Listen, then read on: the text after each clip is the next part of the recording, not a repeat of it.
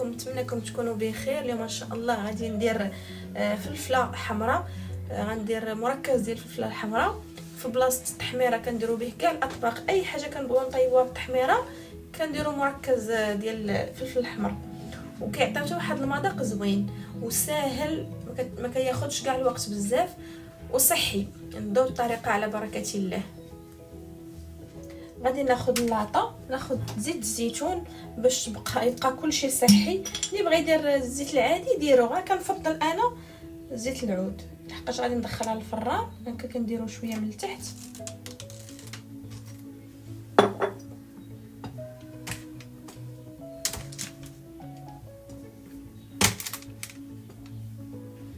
غادي نستف هكا الفلفله كامله.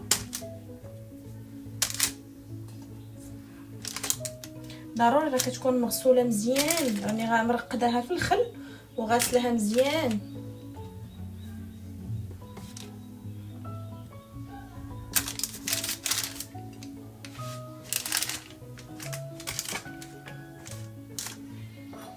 وغادي نعاود شويه ديال الزيت من الفوق.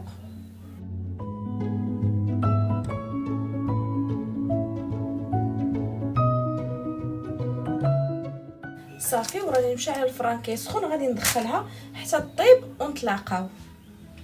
ها هي الفلفله بعد ما خرجت من الفران وقشرتها. القشور بالزربه كيتحيدوا، راه كديروها كيتحيدوا. وحيدت ليها الزريعه. دابا غادي نطحنها.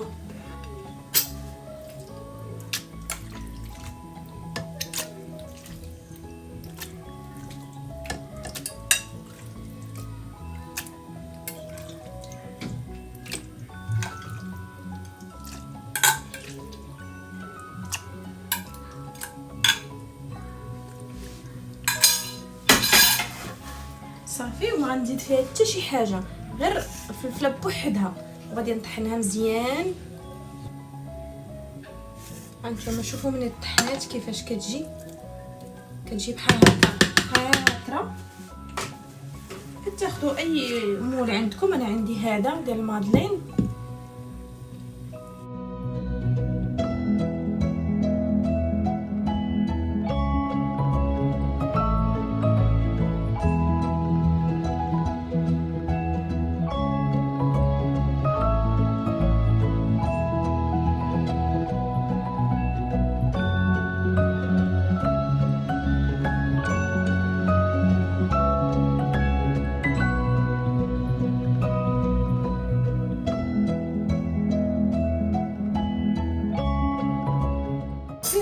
بحال هكا، وغادي ندير ليها بلاستيكه بحال هكا، وغادي نديرها في الكونجيلاتور حتى غادي تجمد.